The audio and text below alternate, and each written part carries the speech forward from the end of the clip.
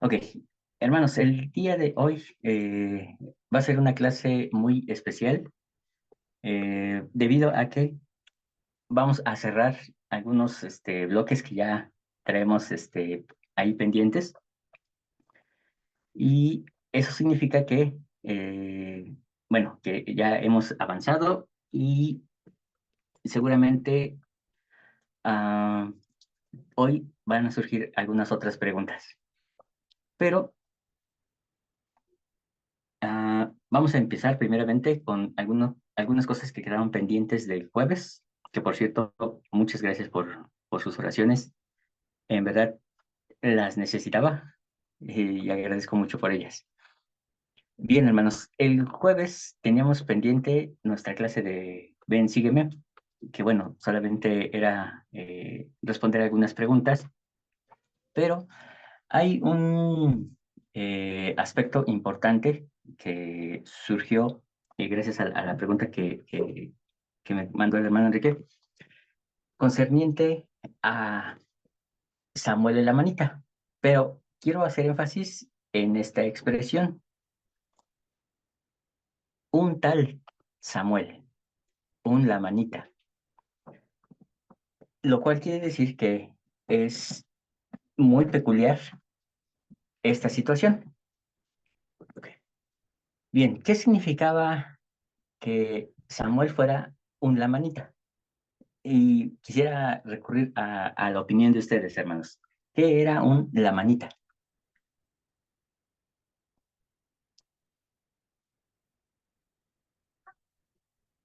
Hermana Alejandra, adelante.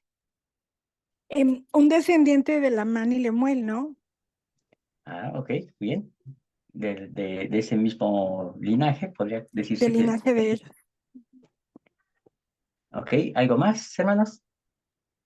Hermano, al decir un tal Samuel, un la manita, lo que pasa es que yo pienso que lo trataron como él, la manita, porque conocían de las tradiciones de sus padres. Pero aquí vemos, lo que hemos leído de las escrituras es que ellos se convirtieron tanto, tanto, que es algo inexplicable. Bueno, digo yo, que siendo el pueblo de Nefi, el pueblo de Dios, haya caído tan, pero tan bajo, así lo puedo yo expresar, que no les importaba ya nada, que tuvo que venir un lamanita convertido, Ujú, hablarles de la palabra de Dios. Y él dice que lo mandó Dios. También dicen las escrituras que Dios va a tener más compasión de los lamanitas que de los nefitas, pero nosotros venimos de esa descendencia lamanita. A veces yo ujú, pienso que puede tener también compasión por nosotros, por la descendencia, no por el desconocimiento, sino por la descendencia. Es mi expresión, ¿no? Y yo más aquí, un tal Samuel Lamanita. Es porque como cuando dice, ¿quién es que me viene a hablar? ¿Quién es ese que viene? De los Lamanitas. Y como conociendo sus tradiciones, ¿qué me puede decir a mí? Que puedo saber más. Pienso que así es que tal vez expresar. No sé, no sé si estoy equivocada. bueno, solamente una observación. Ah, aquí tenemos, por ejemplo, que es Mormón quien hace el compendio y él nos está haciendo la narración. Quien lo llama un tal Samuel la manita es el propio Mormón, considerando que él tal vez hace el mismo uso que hace el escritor del libro de Lamán, pero recordemos que él está solamente haciendo el compendio, entonces más que la expresión del pueblo es la expresión del propio Mormón, que está diciéndole un tal Samuel, un la manita. Pero vamos a ver qué más nos dice el hermano Enrique. Hermano Enrique. Yo veo esa palabra, esa referencia como despectivo, como todavía no aceptar que un contrario a tal vez hasta un enemigo, ¿no? Alguien que no era merecedor, alguien que no había, pues sí, no pertenecía a los güeritos. Ok. Buen punto. Acuérdense que algo distinguía a los nefitas de los lamanitas y no era precisamente de sus libros canónicos, sino era otra cosa que en realidad era el color de piel. Gracias, hermano. Hermana Alejandra.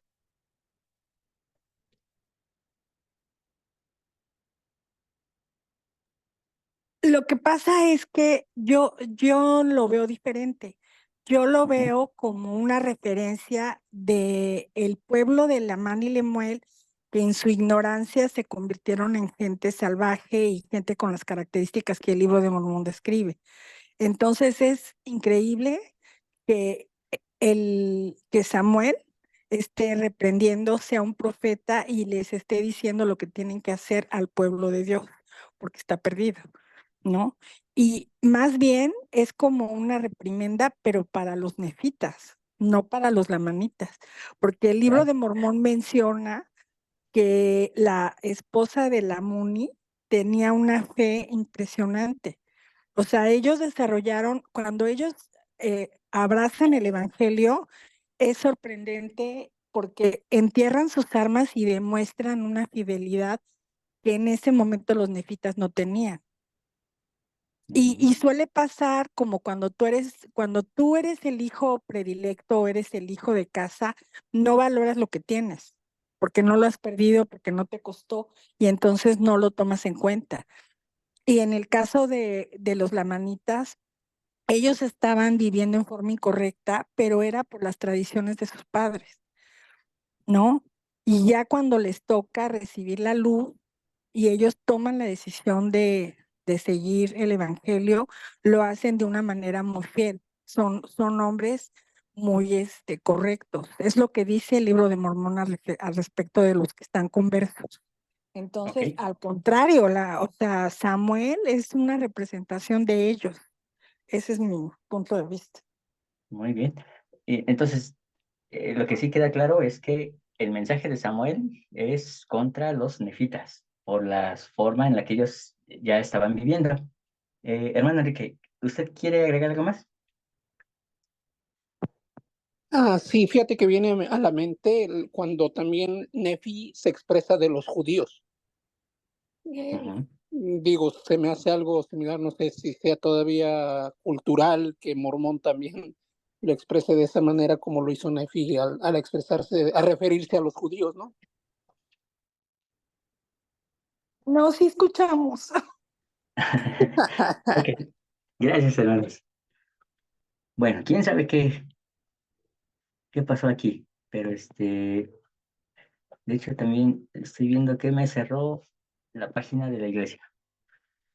Bueno, entonces, mientras que se abre. Ok, entonces, bien, hermano, con lo que agregó, usted nos da una pauta todavía mucho más interesante, pero me gustaría ver si puede repetirla, hermano Enrique.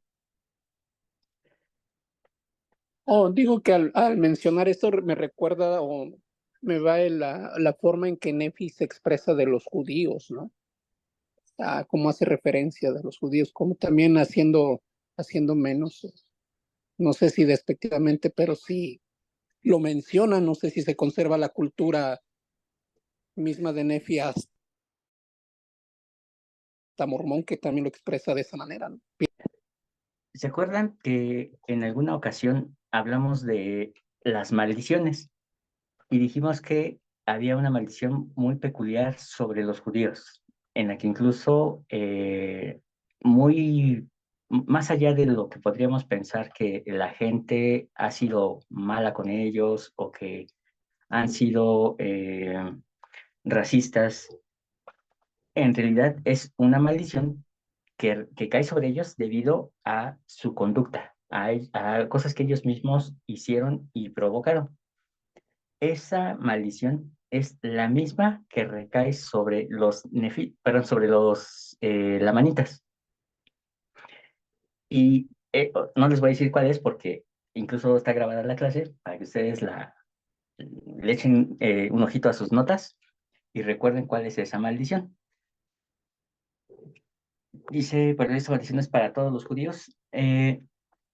Bueno, en realidad es para todos, incluso para los miembros de la Iglesia de Jesucristo de los Santos de los Últimos Días, adventistas, testigos de Jehová, en fin, todos estamos involucrados en esa maldición.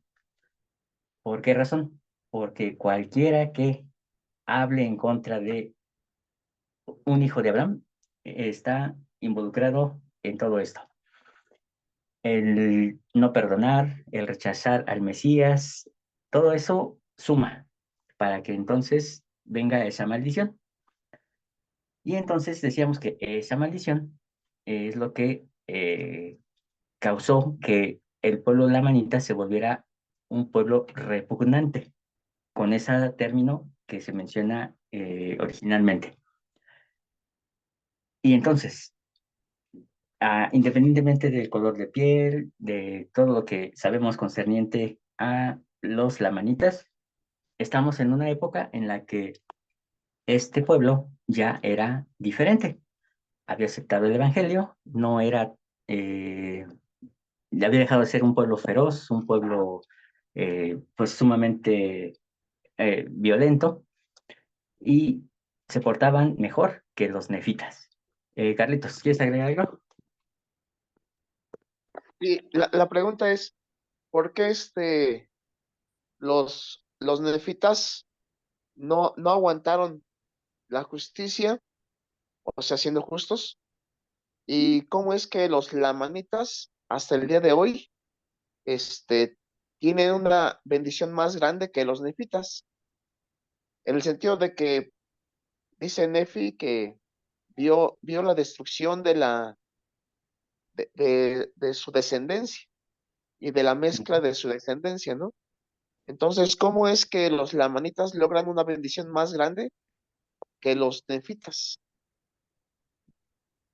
Bueno, porque ahí se cumple la escritura que dice que a quien mucho se le da, mucho se le requiere.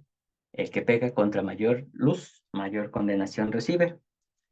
Entonces, los nefitas fueron un pueblo muy privilegiado. Tenían las planchas a su disposición. Hubo profetas, hubo sacerdocio, y no cualquier sacerdocio, era un sacerdocio mayor. Entonces, no tenían excusa ni pretexto. Pensemos un poquito en nosotros, en nuestras condiciones en las que nos encontramos. Eh, Ahora bien, los lamanitas, dado que habían recibido ah, una tradición equivocada y ellos permanecieron en esa tradición, entonces no reciben es más que la herencia de esa maldición, pero en realidad ellos desconocían muchas cosas. Pero Se les entonces igual los judíos, ¿no? O sea, los judíos bueno, hasta ahorita están, cosa que las 10 tribus no están. ajá.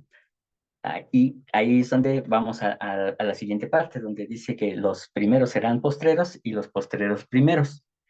Entonces viene a cumplirse ese precepto en lamanitas y nefitas.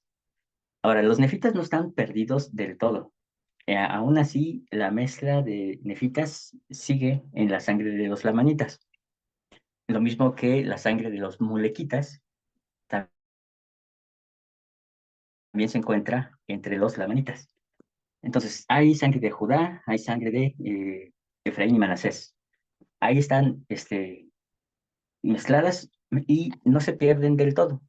Recordemos que el Señor siempre se reserva un remanente, ¿vale? Pero vamos a ver, a resolver esta cuestión, porque estamos ante que Mormón, y Mormón basándose en lo que escribe Nefi en el libro de Alemán, habla de un tal Samuel. El un tal Samuel eh, nos hace referencia a alguien que no está oficialmente en los registros, es decir, alguien que no era reconocido como profeta, vidente y revelador. Vamos a decirlo de otra forma. Era un profeta gentil, que no se sabe ni quién lo bautizó, no se sabe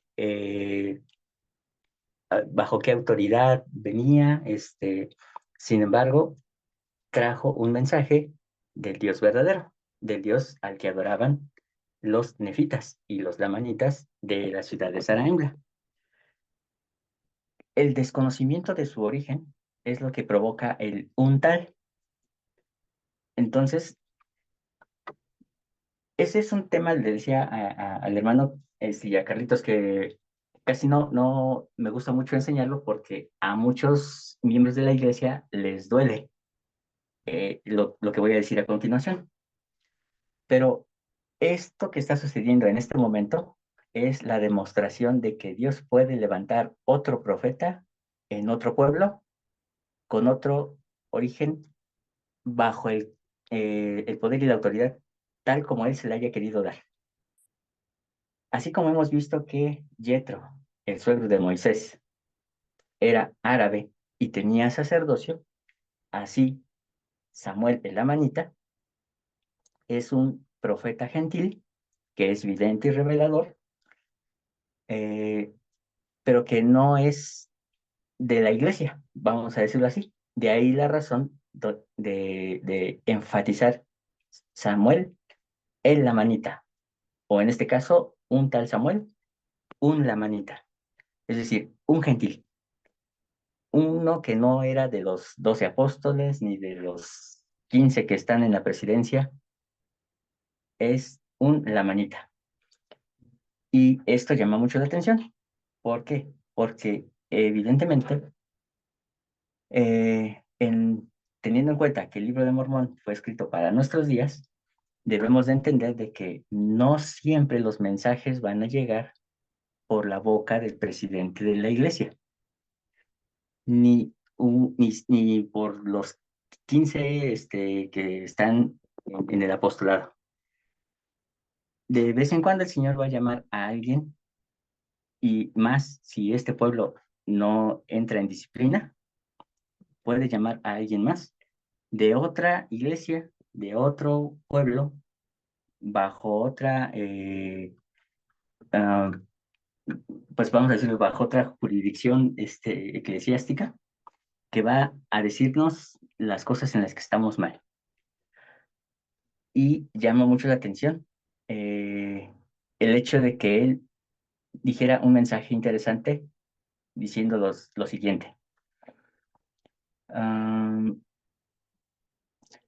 Dice en el versículo 6, si una grave destrucción espera a los de este pueblo, es decir, a la iglesia de Jesucristo de los santos de los últimos días, y ciertamente les sobrevendrá, y nada puede salvar a los de este pueblo, sino el arrepentimiento y la fe en el Señor Jesucristo, que de seguro vendrá al mundo y padecerá muchas cosas y morirá por su pueblo. Entonces, me encanta este versículo porque nos muestra que no por ser miembros de la iglesia ya la tenemos ganada, que efectivamente la iglesia sí puede desaparecer, aún con todo y que esté registrada como institución, puede desaparecer. Dice, nada puede salvar a los de este pueblo sino el arrepentimiento y la fe en el Señor Jesucristo. Y dice que morirá por su pueblo. Aquí evidentemente lo está hablando en futuro, para nosotros ya es pasado, pero cabe mencionar que Cristo no muere por los pecados de todos, y eso ya lo hemos hablado. Hemos dicho que es solamente por aquellos que se arrepienten. Muere por los pecados de su pueblo, de los que lo esperan. Entonces, su pueblo no está exclusivamente en la iglesia de Jesús, otras iglesias. Su pueblo está en dispersión, está entre todas las tribus que estamos procurando restaurar a sus tierras de herencia. Entonces, no pensemos que La voz de los profetas es única y exclusivamente de la Iglesia de Jesucristo de los Santos de los Últimos Días. La voz del Señor puede llegar desde un tal Samuel, un lamanita, de alguien a quien tal vez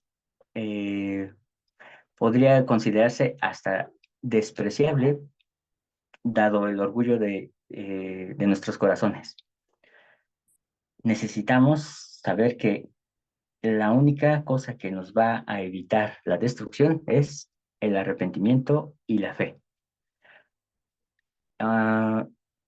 Cuando he hablado de esto en algunas otras ocasiones, sobre todo los más jóvenes, se me ponen al brinco, como decimos aquí en México, y me dicen que no es posible que solamente habrá profetas en esta iglesia. Aquí está la demostración de que no es así.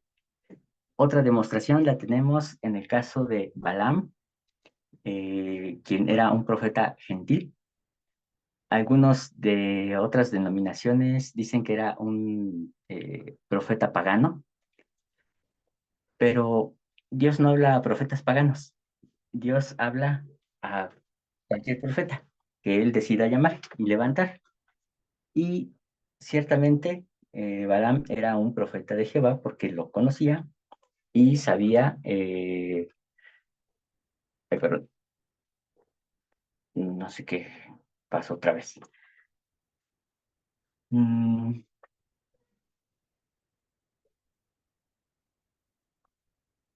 Ok, a ver si no se cierra otra vez. Bien, Balaam era un profeta gentil que llegó a toparse con el pueblo de Israel por razones diversas. Sin embargo, a pesar de que había un profeta en Israel, que era Moisés, Balaam declara una bendición que se registra en la Biblia como palabra de Dios. Y esa bendición que derrama Balaam es una bendición que anuncia al Mesías. Entonces, no era cualquier profeta, no era un profeta pagano, era un profeta de Dios, que ciertamente Dios utilizó para dar esta bendición a Israel. Cuando el Señor quiere, levanta profetas hasta de las piedras y puede hacer que nos hablen y nos convoquen al arrepentimiento, porque nuestro corazón es más duro que las mismas piedras. No sé si hay alguna pregunta acerca de esto. Ok. Sí, Juan, bien rápido. Bien rápido. Crecí en una cultura donde mi mamá siempre decía que iba a haber un profeta a la manita y que ella podría ser la bisabuela de ese. No sé cómo, dónde surge eso, pero pues ya al vernos crecer creo que se le acabaron las ganas de que su descendencia se cumpla eso. Entonces, el punto o lo que quisiera es que no estoy seguro, pero no se mencionan otros con el título profeta. O sea, son sumos sacerdotes, reyes y jueces, pero parece que aquí solamente el título es para Samuel. No estoy seguro, es pregunta. Muy buena observación, hermano. Si ustedes se dan cuenta, hemos hablado de varios personajes en el libro de Mormón. Quizá uno de los más emblemáticos sea Alma, pero a Alma no se le da título de profeta. Incluso se le llama sumo sacerdote, se le llama juez, pero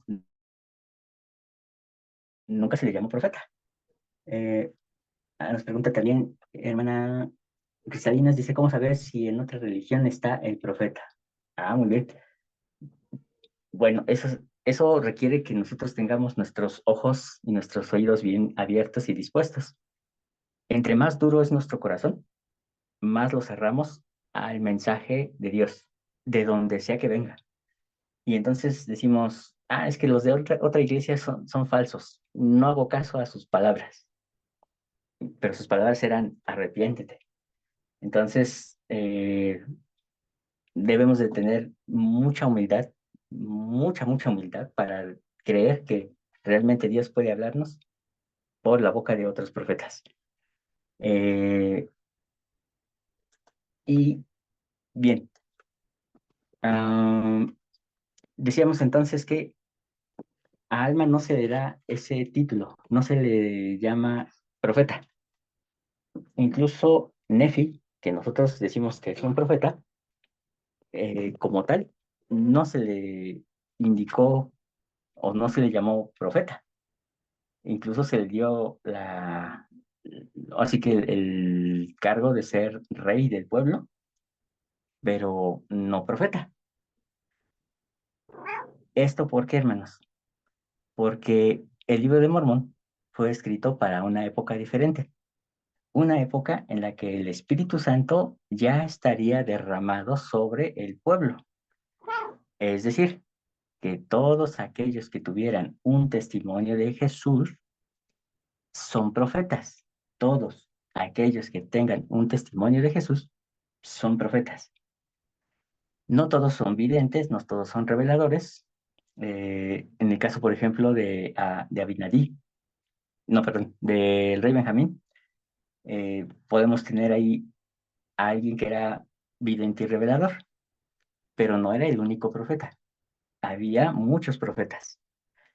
De la misma manera, hermanos, debemos de eh, ponernos serios y reconocer que somos profetas. Y entonces arrepentirnos y actuar como profetas, porque no es una época cualquiera, es una época en la que puede haber sumos sacerdotes, diáconos, puede haber apóstoles, setentas, pero profetas, se supone que toda la iglesia debería ser profeta. Entonces, por eso es que tenemos días de testimonio. Por eso es que desde la época apostólica se ha dado testimonio de Cristo, porque ese es la labor de un profeta, testificar de Cristo. Ah, obviamente, un profeta también denuncia la maldad y instruye al pueblo a arrepentirse. Entonces, esa es la encomienda de los profetas, pero debemos empezar por nosotros mismos. Sí, Carlitos, adelante. Bueno, y tocaste dos puntos. Uno es de que haz de cuenta que mañana llegan los hermanos, todos nosotros llegamos y decimos somos profetas, ¿no? Nos van a decir, no, pues solo el presidente Nelson de 100 años es profeta. Y debido a que está muy institucionalizado esto de quién es profeta y quién no, este, debido a los manuales, debido a las tradiciones, yo pienso que es muy difícil que alguien se asuma como profeta. No Ujú, obstante, no obstante, lo que sí podemos hacer, que lo mencionaste, es profetizar, buscar el espíritu de profecía. Una hermana aquí en el grupo nos preguntó, ¿no? Bueno, preguntó a todos, o te preguntó, ¿qué significaba eso de tener el espíritu de profecía? Tener el testimonio de Jesús es gozar del espíritu de profecía, pero ¿cómo se ejerce? Si alguien te dice, a ver, profetiza, ¿cómo se ejerce? Yo opino que es mediante el Espíritu Santo y ujú. buscando las profecías. No sé si les ha pasado, a mí me ha pasado. Dicen el quórum de los 12. Nos invitan cada conferencia. Hagan preguntas. Escriban sus preguntas para que en la conferencia puedan recibir respuestas. Yo no escribo preguntas, lo que yo hago es meditar y justamente los temas que van a aparecer en la conferencia, el Espíritu Santo me indica qué temas se van a tratar en la conferencia y cómo me puedo beneficiar, pero yo no he hecho preguntas específicas. Entonces sí tenemos que estar muy a par con el Espíritu. Y a veces las Ujú, personas, a veces como miembros, no tenemos la costumbre de decir, el Espíritu Santo me enseñó o el Espíritu Santo me reprendió porque pensamos que a nosotros no nos viene a enseñar ni Espíritu Santo, ni ángeles, ni nada, que solamente eso es para los profetas del lago Salado.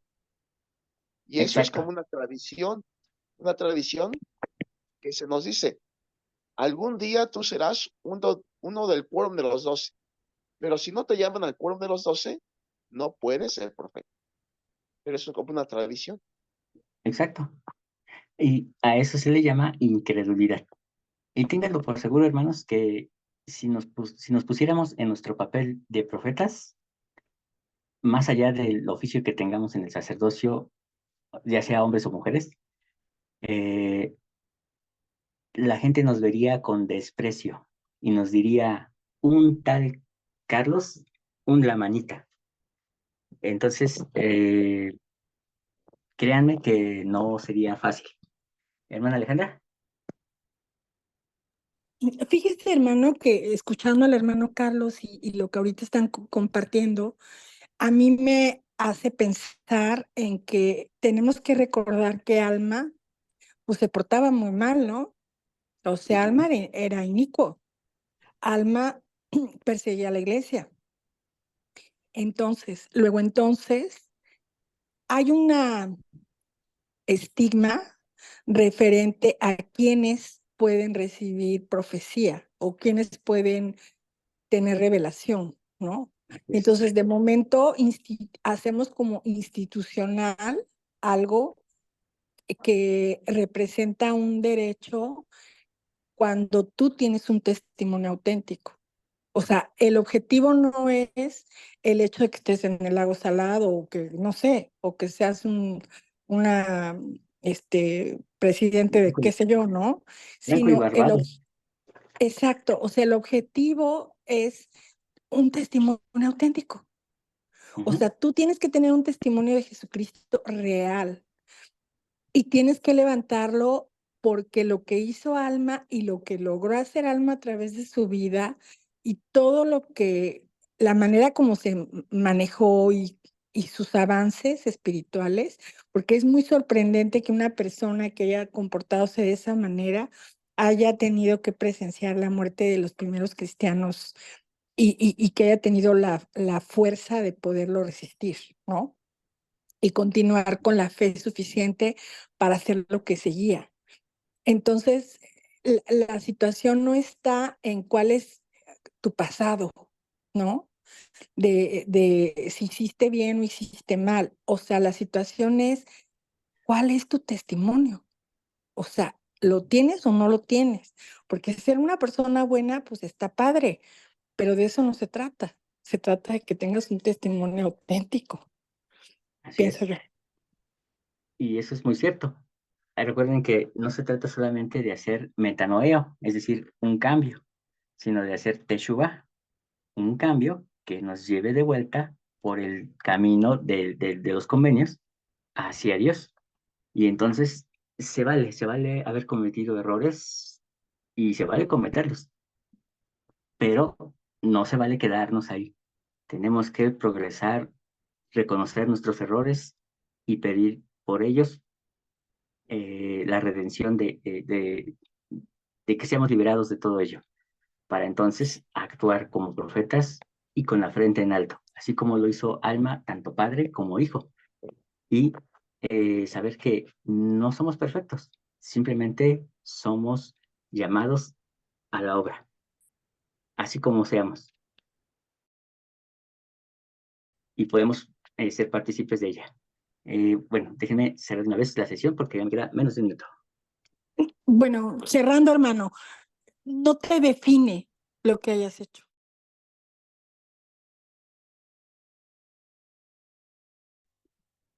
Bien, hermanos.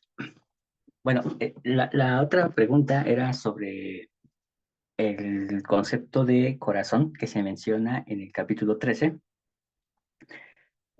lo cual lo estuve revisando y me parece digno de que podamos retomarlo como una clase especial, eh, ya que se menciona 4 veces a favor de Samuel y se menciona 4 veces en contra de el pueblo nefita.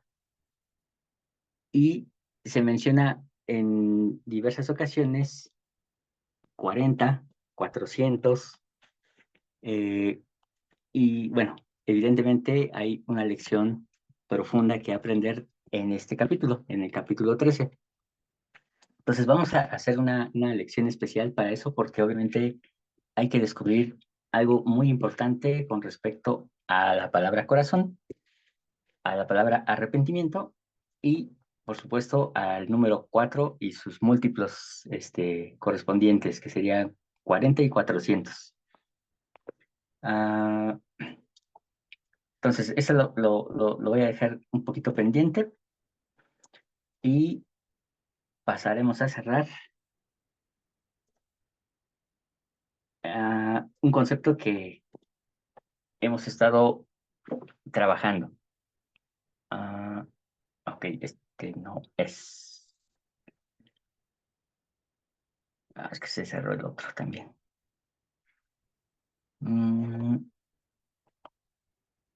Bueno, vamos a avanzar rápidamente en este.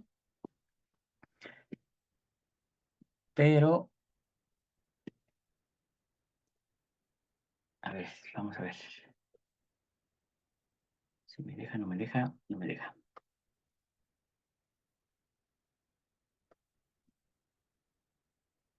Ok. Voy a mostrarles unas imágenes de una boda. Todas ellas relacionadas con la boda judía y haciendo alusión a los tiempos de Jesús. Ok.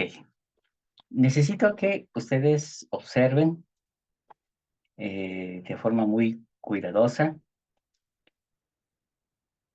las imágenes. Las primeras dos son que están como encabezado. Podemos notar una boda actual y la escena de una boda en los tiempos de Jesús. Prácticamente, pues es quizá la fiesta, por encima incluso de las festividades, digamos, alegres, como puede ser la fiesta de los tabernáculos o incluso Hanukkah, que también es una fiesta cada día. La celebración por excelencia es la boda en una familia. Y en la primera imagen, que está en blanco y negro, vemos un matrimonio y quisiera que pongan atención en lo que hay en la mesa.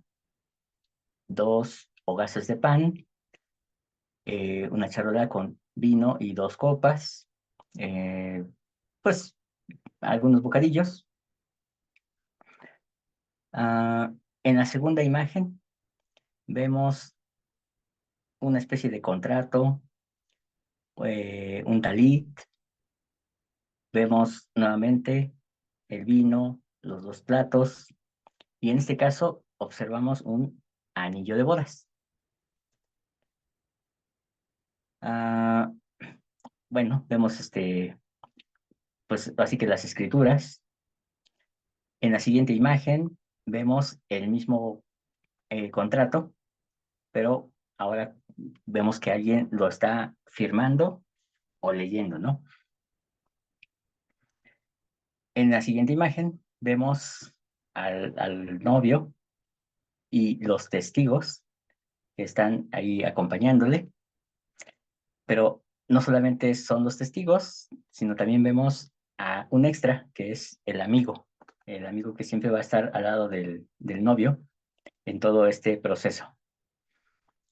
Vemos una escena de una mujer que tiene una moneda en su mano y en la parte de arriba un collar o un adorno basado en estas monedas, y finalmente una copa.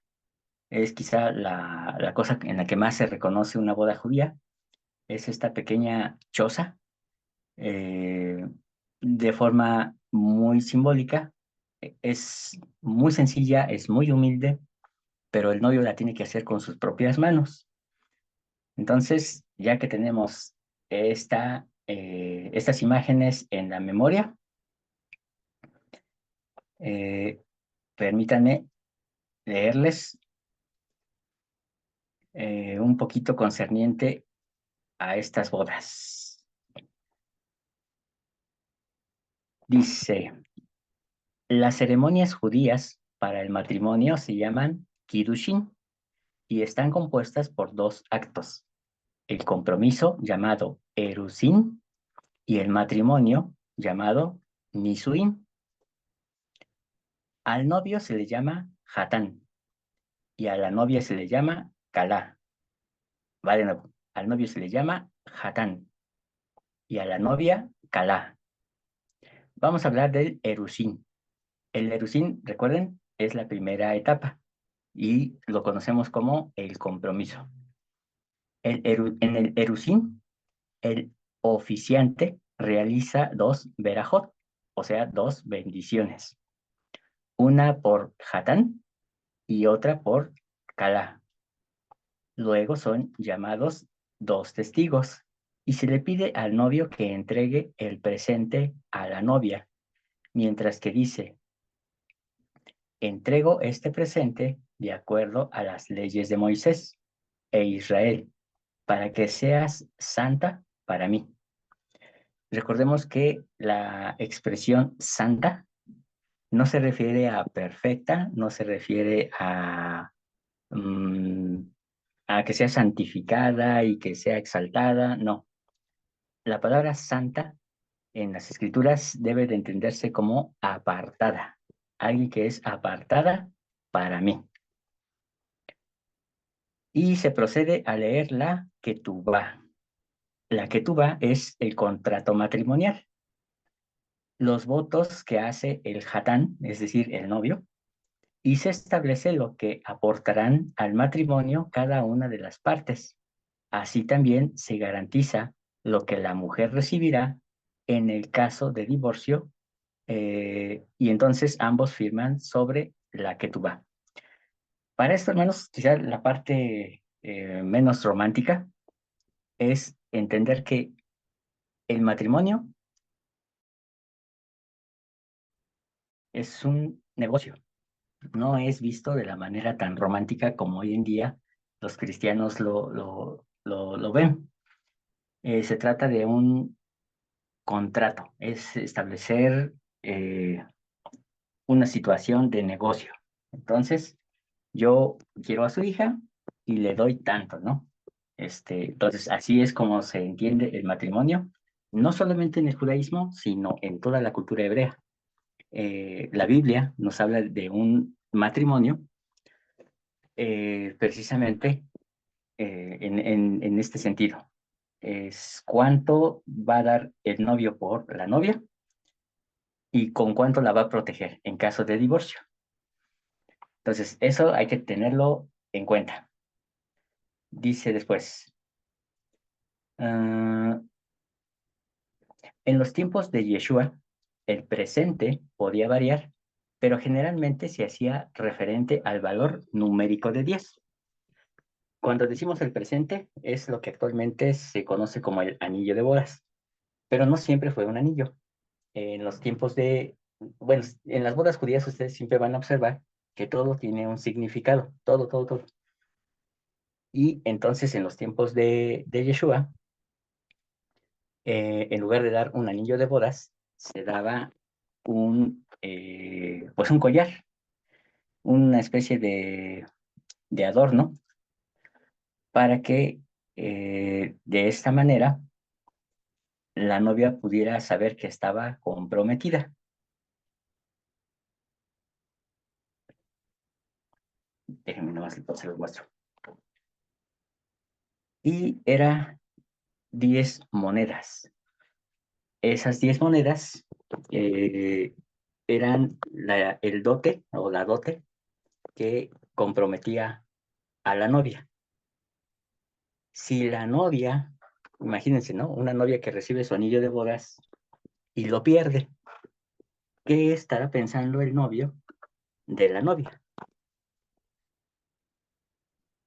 Ahora bien, si en los días de Yeshua se entregaba esta decoración con 10 monedas, y si la novia perdía una moneda, entonces el novio podía deshacer el matrimonio y no había boda, de tal forma que ella quedaba como una mujer que había sido infiel, y eso incluso podía provocarle la muerte.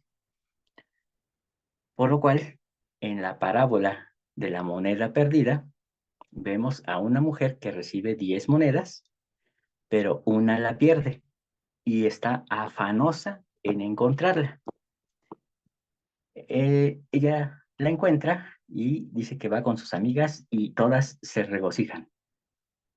Cuando he escuchado interpretaciones de esta parábola, y no es que esté mal, pero hablan solamente de el afán de buscar a la oveja perdida, ¿no? O al aquel hermano que se fue de la iglesia. En realidad, se trata de las 10 tribus perdidas, y el perder una es suficiente como para cancelar la boda. Entonces, técnicamente, Yeshua le estaba enseñando a los judíos que si ellos no se afanaban por buscar a las 10 tribus, entonces una boda con ellos no se podría concretar. En el caso de aquellos que hemos aceptado a Yeshua como nuestro maestro y nos consideramos sus discípulos, entonces debemos de entender que nuestro objetivo es buscar todas y cada una de esas monedas. Si no, no hay boda. Se cancela y somos considerados como repudiados por infidelidad. Bien, déjenme, vuelvo nuevamente al texto. Y dice,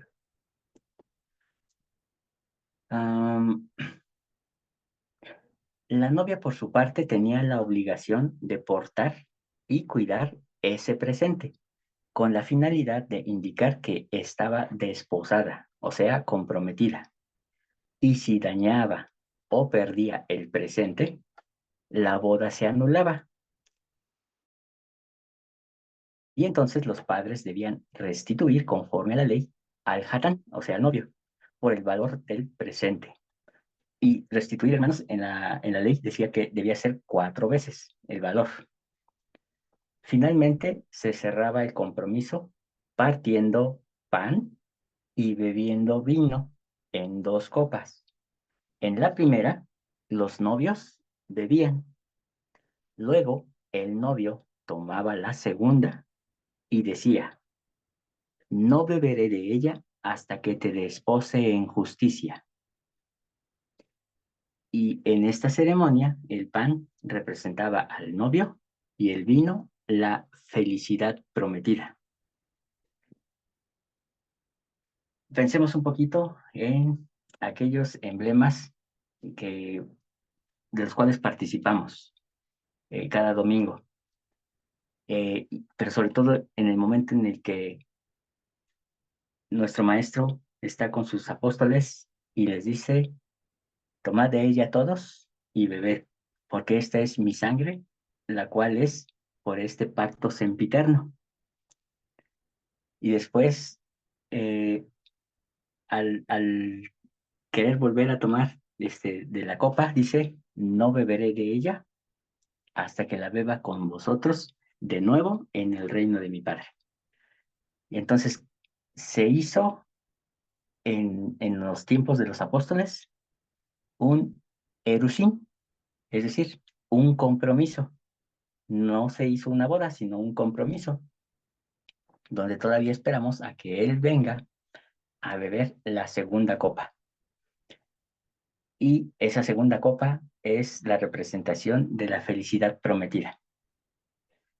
Dice, durante el tiempo entre el erusim, el compromiso, y el nisuim, que es la boda, el novio construía la jupa o el palio nupcial y representaba la casa, no, perdón, y también construía la casa donde iba a vivir con su futura esposa. Bueno, ahorita vamos a ver un poquito más acerca de la jupa porque tiene un significado bien especial, pero les voy a mostrar la segunda parte de las imágenes.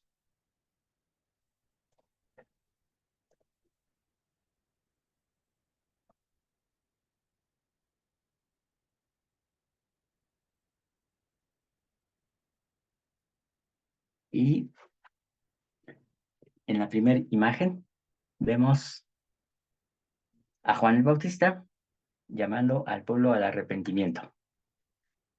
Juan el Bautista representa al amigo del esposo. Vemos una escena de la famosa parábola de las 10 vírgenes, donde después de que el amigo va anunciando que ahí viene el esposo, estas vírgenes preparan sus lámparas para unirse a la caravana. Vemos aquí una kipá, es el famoso gorrito que va en la cabeza de los judíos. Todo judío varón que se presenta a la boda debe de portarlo. Uno de los símbolos más emblemáticos de una boda es el velo, solo que a diferencia de las bodas cristianas, donde se descubre el velo, en el caso de esta boda, la novia se cubre al llegar con el novio, o más bien el novio es el quien cubre el rostro de la novia. Y tiene un significado, un doble significado, y veremos cuál es. Ella le otorga un presente. Una vez que se ha consumado la boda, ella le entrega un manto. Y ese manto es tejido, bordado, comprado con especial cariño por parte de la novia. Y en cada acto público, el novio debe portarlo. Eso da a saber a las demás mujeres que está prohibido, que no pueden mirarle porque ya está casado. Y aquí es donde vemos la celebración bajo la cupa, que es esta como chocita que se construyó. Después viene la fiesta, eso es lo mejor, así como todo buen miembro de esta iglesia también, la comida es lo importante. Y entonces son 7 días de fiesta, 7 días de manjares, en los cuales se atiende a todos los invitados, para que finalmente los novios entren a la cámara nupcial. En la cámara nupcial, ellos tienen un límite de tiempo para poder consumar su matrimonio. ¿Ok? Ya que tengan estas imágenes en su mente, voy a continuar con la lectura. Dice, los últimos 7 días previos a la boda, los novios son recibidos por los amigos por separado para saludarles. Y entonces, al 7.º día, viene el Nisuim. En ese día, en el día 7.º, es cuando comienza un ayuno. Tanto el novio como la novia no deben comer nada hasta que llegue el banquete de la boda.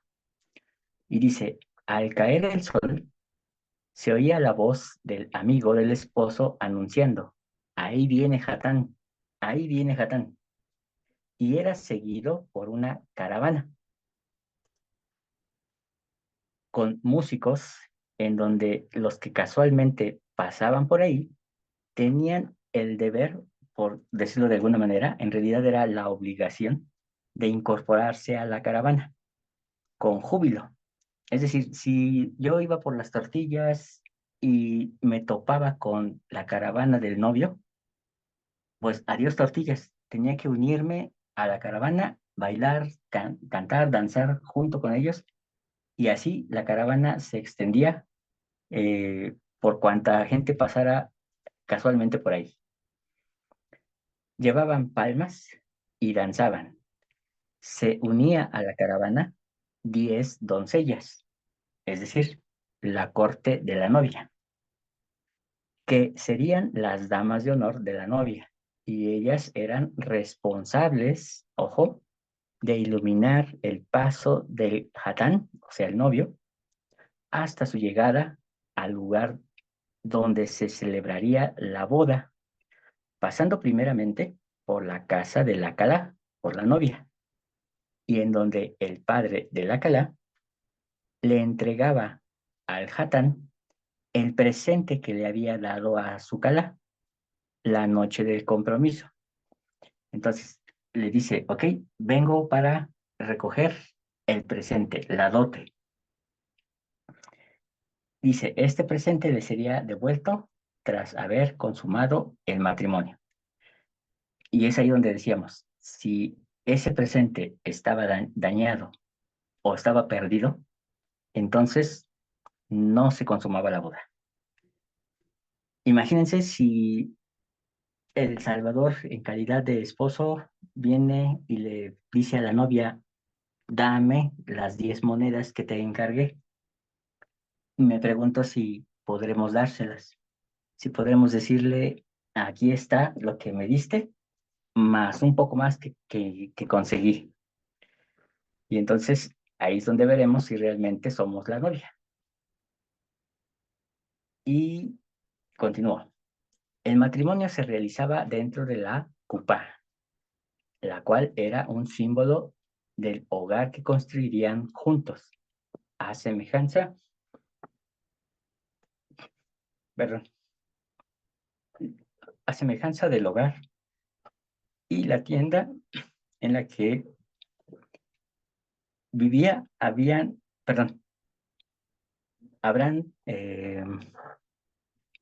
ok, a semejanza del hogar y la tienda en la que vivía Abraham, aquí es Abraham, siendo él un predicador de justicia y dejando su tienda abierta para recibir, alimentar y enseñar a todo aquel que parara para descansar.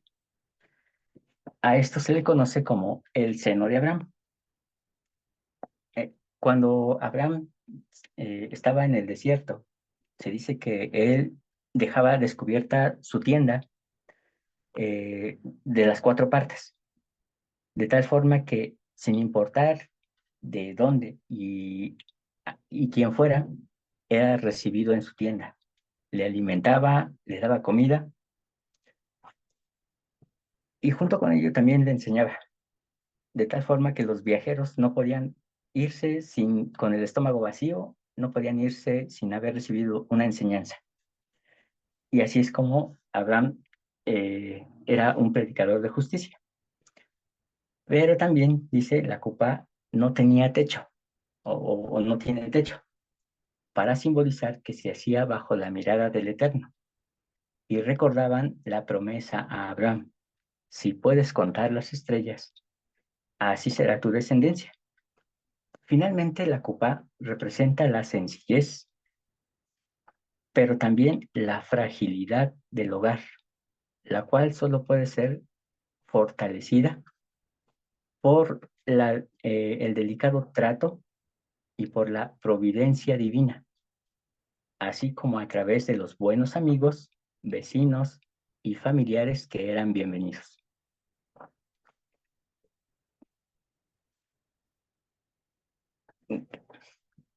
La verdad, hermanos, no había pensado hasta que aprendí esto de cómo un hogar puede ser tan frágil, pero al mismo tiempo está siendo tan protegido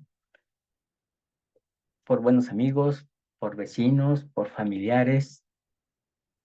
Pero si no somos buenos amigos, si no somos buenos vecinos, si no somos buenos familiares, pues entonces, ¿quién más va a proteger? Solamente la providencia divina. Pero ciertamente sería más difícil. Hermanos, debemos rodearnos de gente que sea benévola con nosotros y nosotros también seamos benévolos hacia la protección del hogar de nuestros vecinos y familiares. Es algo que me pareció muy hermoso y la verdad es que sí me causó mucho sentimiento. Ok, ya me estoy saltando otro. Dice, al hacer su entrada, la novia comienza a dar 7 vueltas alrededor de la jupa, simbolizando la conquista de la gran ciudad de Jericó, y con la cual, de manera oficial, se toma la tierra prometida, que es el reposo del Señor y el inicio del cumplimiento de las promesas. También recuerda la construcción del mundo en 7 tiempos, la edad del mundo y la integridad, lo completo, que suman al unir sus vidas. El 7 es el Sheva, o sea, el juramento de bendiciones sobre los novios. El novio, al terminar la 7ª vuelta, el novio sale de la jupa para recibirla y le cubre con el velo, que se llama bedequén. Dice, y tomados uno del otro, se introducen en la jupá, donde se producía la declaración de las 7 bendiciones juramentadas, o sea, el Sheva, y finalmente el famoso grito, más el top. ¿Por qué se cubre a la novia con el velo? Porque se recuerda que Jacob fue engañado al recibir una novia con la cara cubierta. Y entonces tiene que trabajar otros 7 años para recibir a la esposa indicada, a la que él amaba. Entonces, por eso es que la novia llega con el rostro descubierto. Una vez que verifica que sí es la novia, le cubre el rostro. Y al cubrirle el rostro, dice, o es un símbolo de que no importa cómo se vea en el futuro, siempre será amada. No importa la vejez, no importa eh, todo lo que pueda ocurrir en el rostro de ella, siempre será amada como el primer día.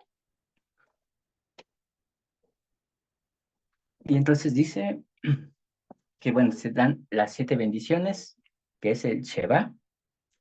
Esas 7 bendiciones, hermanos, son el juramento principal que Dios hace sobre todo lo que hace. Cuando a Caín se le dice que se le hace la promesa de que él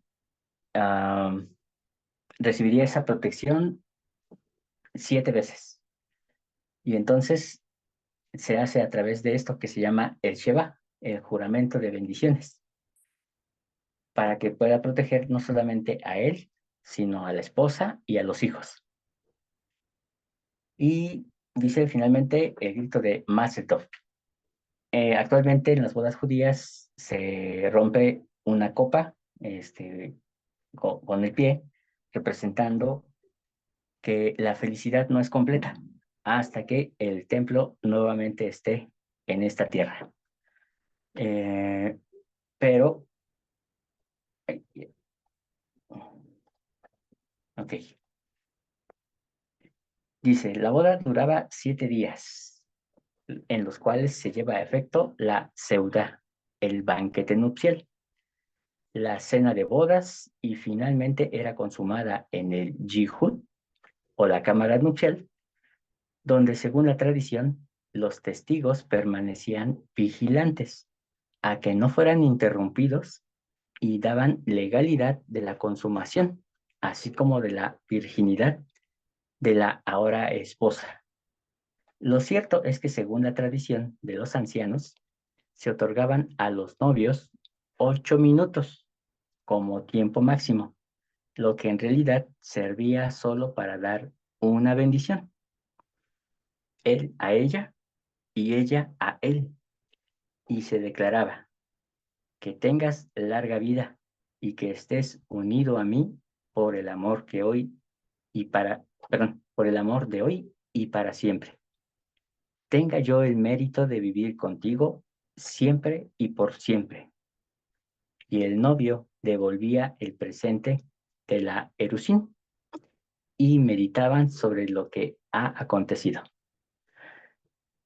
Entonces, se dice en una tradición un poco falsa, porque no es cierto, que los testigos se quedaban mientras que el matrimonio tenía relaciones sexuales y corroboraban que se cumpliera con el compromiso de poder tener relaciones ese día, así como de que ella era virgen.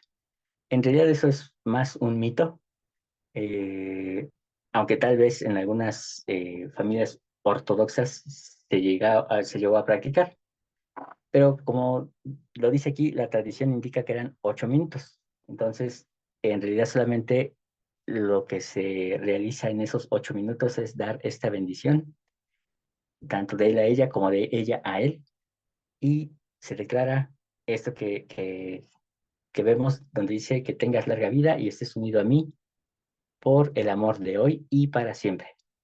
Es decir, un amor sempiterno. Tenga yo el mérito de vivir contigo siempre y por siempre, es decir, sempiternamente. Y el novio entonces devolvía la dote y meditaban en lo acontecido. Algunos matrimonios lo que hacían era abrir los presentes, y principalmente cuando él a ella le daba su presente y ella hacia él también.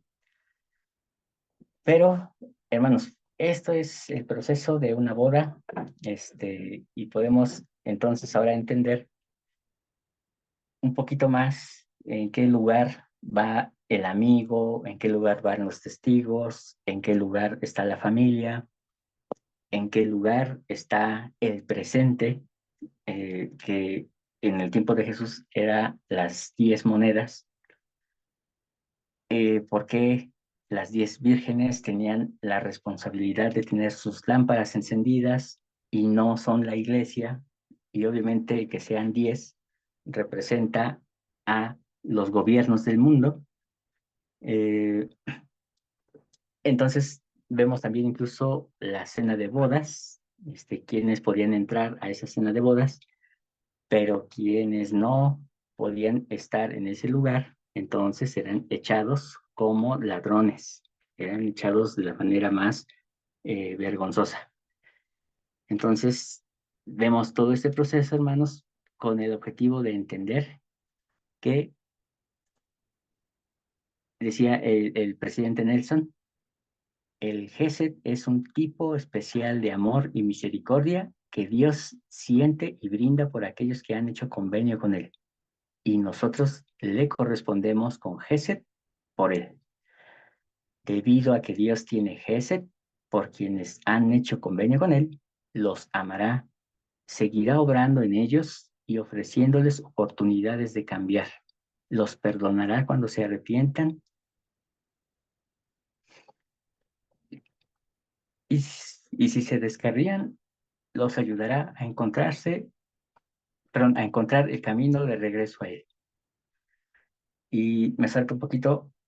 Dice, el hacer un convenio con Dios cambiará nuestra relación con Él para siempre. Nos bendice con una medida adicional de amor y misericordia. Influye en quienes somos y en cómo Dios nos ayudará a hacer lo que podamos llegar a ser.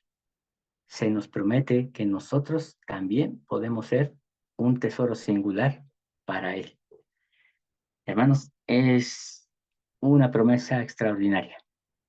Pero todo esto, hermanos, si entendemos entonces que el novio tiene que venir a beber la segunda copa, entonces, en realidad, lo que llamamos la institución de la Santa Cena no está completa, falta todavía, y le falta la segunda copa.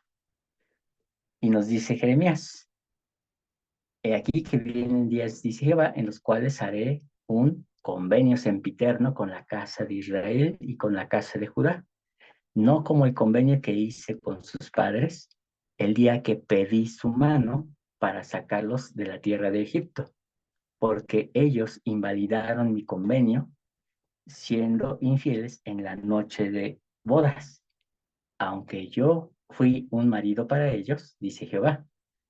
Mas este es el convenio que haré con la casa de Israel después de aquellos días, dice Jehová. Pondré mi ley en su mente y la escribiré en sus corazones. Y yo seré a su Dios y ellos serán mi pueblo. Entonces será cuando nuevamente la dote, las 10 monedas, estarán en las manos de Dios.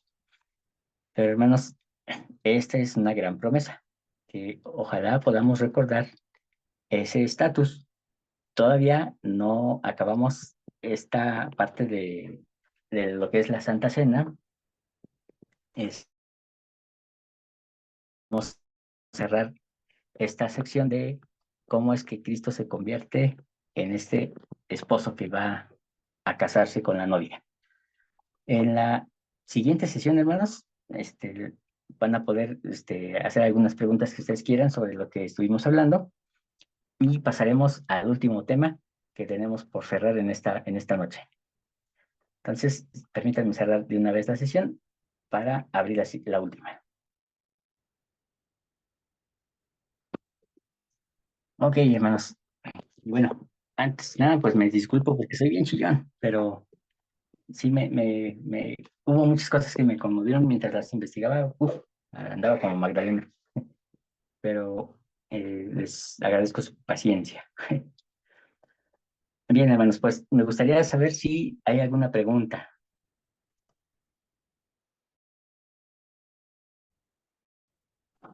Ok, Sí, yo sí, Juan. adelante, hermano. Está, está hermoso esto, que acabas de compartir, nuevo. Pero cuando mencionas que el velo representa a Jacob y el engaño que tuvo por su suegro, yo estaba pensando que el velo representaba o entendía el velo con la mamá de Jacob, o sea, Rebeca, porque Rebeca cuando ya viene acercándose ya ves que va el criado de Abraham, lo mandan a traer a Rebeca y entonces Rebeca cuando ya va acercándose a la caravana le pregunta y le dice quién es y pues ya le dice es Isaac, ¿no? Es tu prometido o el con el que te vas a casar. Entonces ella dice que ella se pone el velo, se tapa el rostro. Pero ahorita tú mencionas que el velo viene por lo que dijiste acerca de Jacob. Entonces no sé, esa es mi pregunta. Sí, en realidad, así que de ambas historias, digamos, esa parte donde ella cubre su rostro y aún así Isaac decide casarse con ella porque no estaba interesado en el físico. Ella simplemente sabía que había sido la elección correcta para él. Entonces, eh, digamos que esa parte está aunada a lo que decíamos de que él decidía cubrirle el rostro para que, bueno, como representando que sin importar su físico, su aspecto, él la amaría como el primer día. Entonces, sí, son ambas historias. Nada más que sí, quise hacer esa distinción entre cómo se practicaba en el cristianismo, porque el cristianismo sí es muy evidente que se descubre el rostro. Y es en memoria de que Jacob fue engañado. Entonces, bueno, espero que eso haya podido resolver la pregunta, hermano. No, sí, Juan. Gracias. Muy bien. No sé si alguien más tenga alguna pregunta, comentario.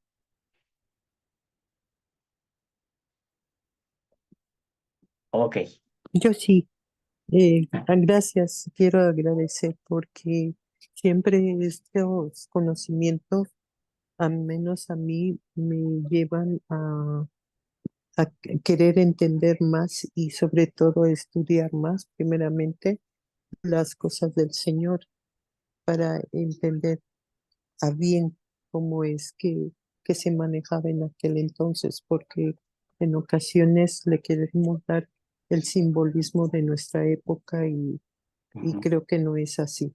Debemos entender qué se hacía en aquel entonces para poder entender por qué se actuaba de tal o cual manera y también entender pues tradiciones de todos los lugares, porque a veces, como comentario, hay jóvenes que se ponen un arillo en la nariz. A mí se me hace un tanto desagradable porque se me imagina a las vacas, ¿no? De cómo era pues algo para poderlas jalar a las pobres, pero no sé si nada más eso sea el significado. Y ahorita me deja de tarea buscar si tiene algún otro significado, ¿no? Y de verdad, gracias, muchas gracias por este conocimiento compartido. Muchas gracias a usted, hermana. Y yo le pediría que si encuentra algo de información nos la pueda compartir, porque tiene todas esas costumbres extrañas, como el ponerse los arillos en la nariz o incluso la gente que se alarga el cuello, tiene una razón y a veces el no comprenderla nos lleva incluso a despreciar mucha información valiosa que a veces tiene orígenes en simplemente una distorsión de algo que era verdadero.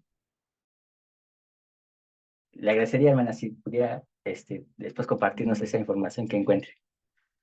Claro que sí. Muy bien. Bueno, pues vamos a cerrar con algo que tal vez no nos va a dejar dormir. Yo quería cerrar con esto de la boda para que se fueran a dormir tranquilitos. Pero se me había cerrado también la presentación. Ok. Que hemos estado trabajando fue acerca de la divinidad del Hijo.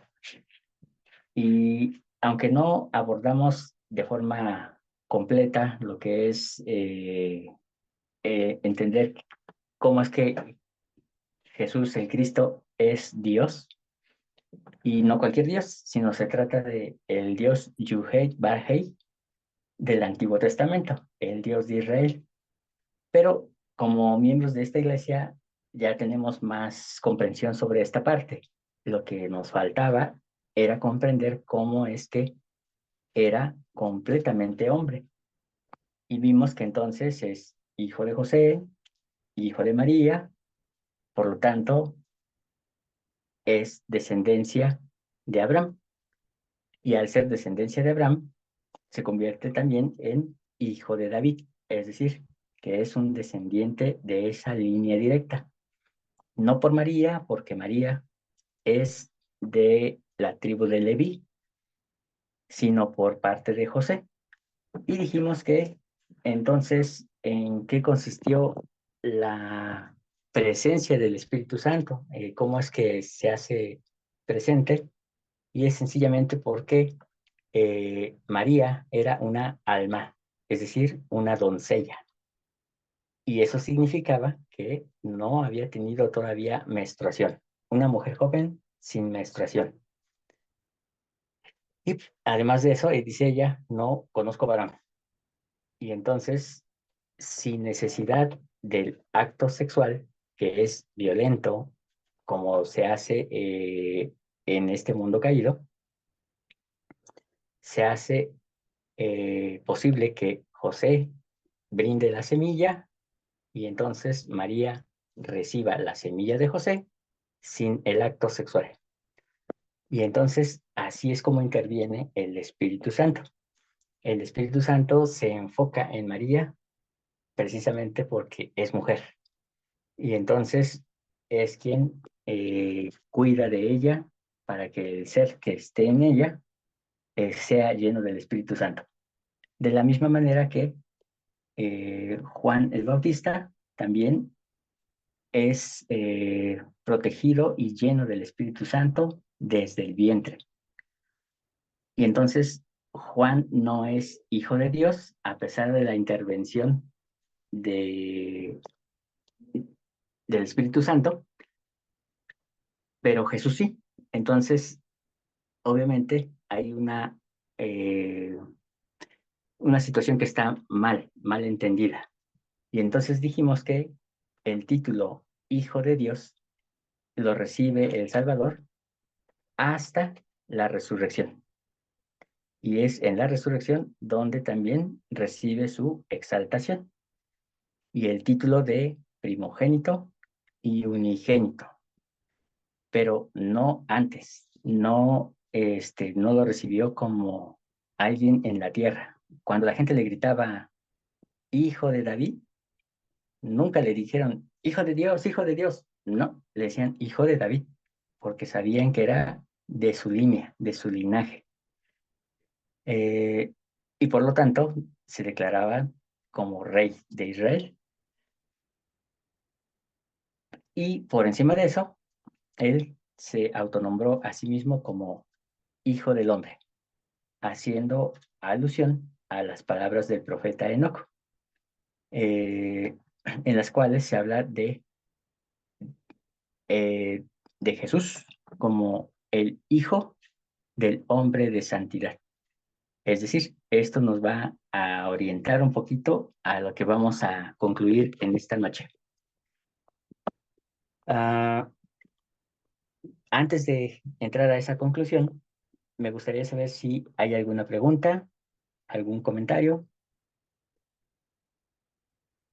Yo sé que esta parte no es tan digerible para nosotros porque llevamos más de 1500 años recibiendo esta historia de que Dios bajó a engendrar a su hijo.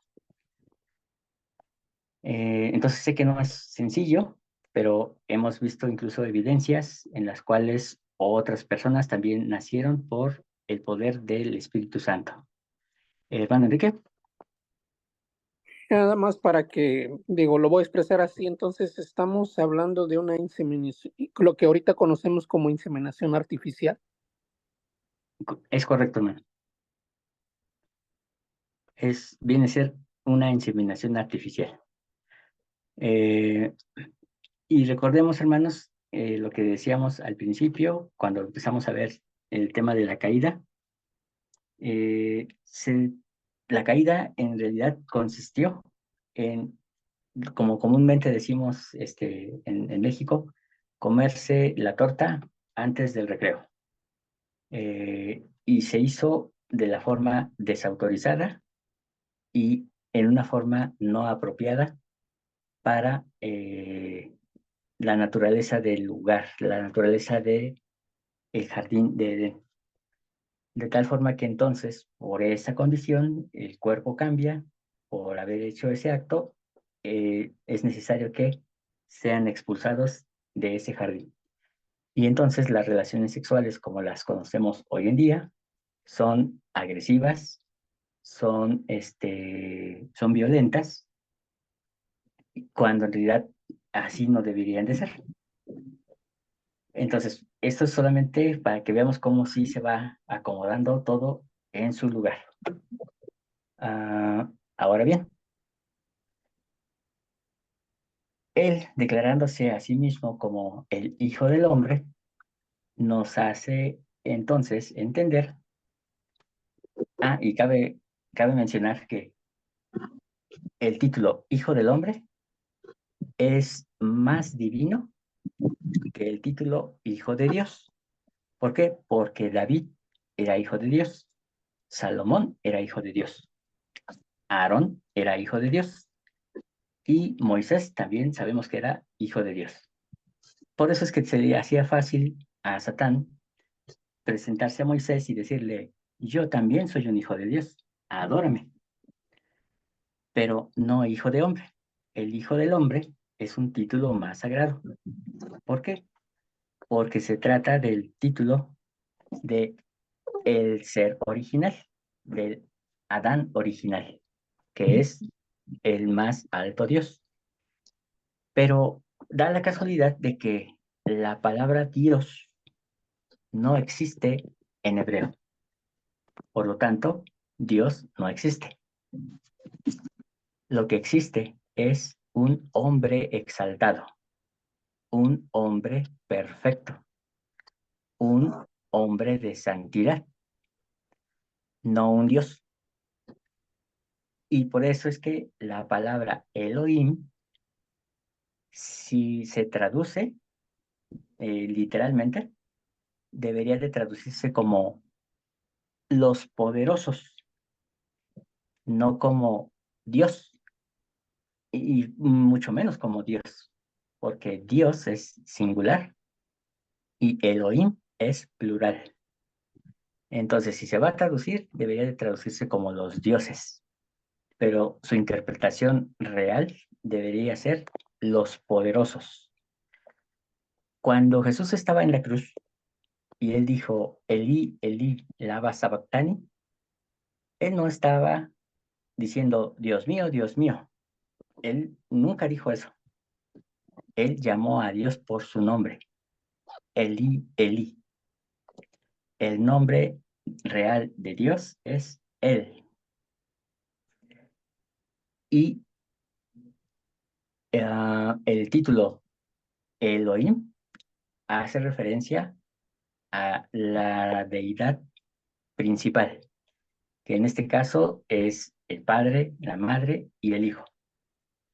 Pero también podemos entender a los Elohim como a todos aquellos que estaban sentados en la asamblea de los dioses.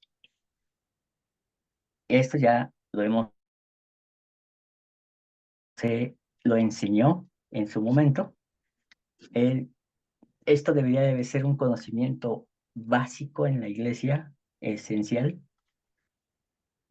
porque Cristo, cuando viene a la tierra, Él nos enseña algo nuevo, algo que, eso sí, no estaba en la Torá, y es llamarle a Él como Padre Celestial. Eso es lo que Él viene a enseñarnos, que Él no es un ser abominable como lo presentaban los babilonios, que llegó o que pretendía hacer esclavos a los seres humanos, sino que Él es nuestro Padre Celestial. Y en ese título que trae el Hijo, nos muestra que es misericordioso, es amoroso y no es un ser castigador, ni mucho menos un ser que viene a traer injusticia a la tierra. La demostración está en que el Hijo es la semejanza del Padre y por eso es que Él se muestra como el Hijo del Hombre, el Hijo del Hombre de santidad, no el Hijo de Dios, porque Dios no existe en el vocabulario hebreo ni arameo. Entonces, el concepto Dios viene del griego. Y cuando decimos que Dios todo lo ve, todo lo sabe y todo lo puede, es bajo esa idea de griega de que Dios está en una nubesota viendo a los seres humanos. No es así. En realidad, el Padre llegó a ser lo que actualmente es un poderoso debido a que él tuvo que cumplir con todos los estatutos de su época para llegar a ser un hombre exaltado, inmortal y santo, es decir, apartado del mundo. Así como el Hijo, así también el Padre. Y se nos da la oportunidad a nosotros de ser llamados, ojo, de ser llamados hijos de Dios, es decir, hijos de el hombre de santidad. Pero no somos sus hijos. Él nos crea y nos da esa oportunidad de llegar a ser sus hijos, haciéndonos a la imagen y semejanza del Hijo del Hombre. Pero para que nosotros podamos cumplir con ese requisito, necesitamos someternos primeramente a la voluntad del Hijo, para que a través del Hijo lleguemos al Padre. Por eso es que somos primeramente adoptados por Cristo, para que después Él nos presente como primicias para su Padre. Y entonces, con eso nos convertimos en coherederos con Cristo. Y eso, hermanos, no significa que vayamos todos los que, gracias al Salvador, alcancemos ese estatus de llegar a ser coherederos con Él. No significa que vamos a crear mundos y a habitarlos y a tener muchos hijos. Significa que vamos a compartir la gobernatura de todas las creaciones que vienen por Él. Hasta ahí. Quienes tengan el privilegio de sentarse en la mesa de la asamblea de los dioses son aquellos que tendrán la oportunidad de tal vez crear algún mundo o formar parte de la creación de otros seres semejantes a nosotros. Pero es sumamente importante, hermanos, que entendamos esta doctrina de la naturaleza del Padre, y nos falta la del Espíritu Santo, que ahí es donde nos va a doler. Pero es importante que si no entendemos estas dos naturalezas, no vamos a entender la nuestra, ni vamos a entender al plan verdaderamente. Termino solamente, hermanos, demostrando el hecho de que incluso el Evangelio de Juan, tal como aparece en nuestras Biblias comunes, está mal escrito. ¿Por qué razón? Porque dice, en el principio era el verbo estaba con Dios y el verbo era Dios. Notemos que se habla solamente de Dios. Pero en griego encontramos que cuando se usa la primera expresión Dios, se usa teo, es decir, en singular. Pero cuando se vuelve a usar, dice teos, en plural, y es traducida en singular. Entonces, una vez más, encontramos que la Biblia está traducida intencionalmente mal para hacer creer que el verbo al que se está refiriendo aquí es Cristo y que este verbo era el Padre. Entonces, eso es completamente incorrecto. Actualmente, todo filólogo, antropólogo, arqueólogo puede dar fe de que el verbo, para empezar, no es verbo, es logos, palabra, y hace referencia al plan, hace referencia a lo que podemos llamar el Evangelio. José Smith, en su traducción, en la revisión que él hace de manera inspirada, él indica que efectivamente es el Evangelio. Él lo hizo hace 200 años. Hoy en día ya hay pruebas de que así debería de ser, como se traduce correctamente. Y que no es que estaba con Dios y que era Dios, sino que estaba en Dios, es decir, en sus manos, y estaba ante los dioses, porque fue presentado en la asamblea de los dioses, tal como Génesis 1:1 debió haber empezado, diciendo, en lugar de en el principio Dios creó los cielos y la tierra, debería de decir, el cabeza de los dioses apareció el plan ante los dioses.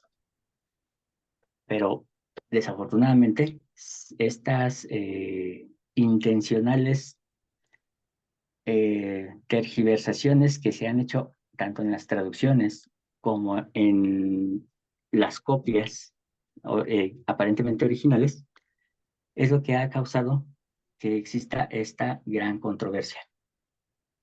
Pero teniendo esto ya con mayor claridad, podemos entonces saber que el Hijo nos muestra cómo llegar al Padre y el Padre es un hombre de santidad. Eso es lo que debemos de entender por el concepto Dios. ¿Preguntas? ¿Quejas, chismes, argüendes? No, solamente que nos deja pensando demasiado y queriendo aprender más, digo yo. Ah, qué bueno. Hermano Enrique. La pregunta que tengo es, ¿cuándo subes el video? Ok, yo creo que mañana lo intentaré subir. Gracias, Juan. Nadie que hermano. Y bueno, hermanos, pues yo sé que no es tan sencillo porque, repito, llevamos más de 1500 años recibiendo la idea de que Dios, Dios, Dios, Dios, Dios. Y tenemos un concepto de Dios como que es el absoluto, cuando en realidad el plan nos muestra que hay generaciones. Y cuando oímos que las tablillas de Babilonia nos enseñan algo, no, porque son más antiguos que la Biblia. Entonces, tengamos paciencia, seamos lo más disciplinados posibles para poder aprender más de estas cosas. Y les prometo que el Señor nos va a dar iluminación. No sé si alguien más tenga algo que quiera compartir.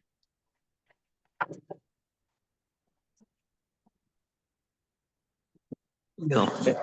Perdón, hermanos, es que hay aquí un problemita con mis gatos. Ya, pero ahora sí. Ok, entonces, pues, así que les dejo de tarea de que ustedes puedan meditar, escudriñar estas cosas y que el Espíritu les pueda ayudar a concluir, ¿vale? De cualquier forma, el tema no se cierra, ya saben que sigue abierto. Y ahora sí, en la próxima vamos a entrar al Espíritu Santo. Vamos a ver quién es el Espíritu Santo. Muy bien. Entonces, pues hermanos, muchas gracias por haber estado en esta clase. Vamos a terminar con una oración. Y, hermana Cristalinas, ¿usted podría ayudarnos con la oración? Claro que sí, muchas gracias. Gracias a usted, hermana. Bendito Padre, en esta noche agradecemos infinitamente el conocimiento que nos ha impartido el hermano Juan y pedimos por él insaciablemente en oración para que siempre pueda estar con bien, para que su salud siempre esté a la medida de que se pueda bien. Y digo esto porque sabemos que tenemos nuestros desafíos y en ocasiones no son como nosotros queremos. Pero gracias, Padre, por tu misericordia, por tus bendiciones. También por todos los hermanos que están en la clase y los que no se pudieron unir. Pedimos también por ellos, Padre misericordioso. Gracias. Gracias por todo lo que nos permites ser y aprender. Y lo dejamos en el bendito nombre de Jesucristo. Amén. Amén. Amén. Amén. Muchas gracias. Y pues ahora sí, cenen rico y a dormir. Que Ni, tengan un ni cena ni excelente dormir, día. Juan. Muchas Esperemos gracias. que sí. Gracias. Cuídense mucho, les mando un fuerte abrazo. Hasta luego.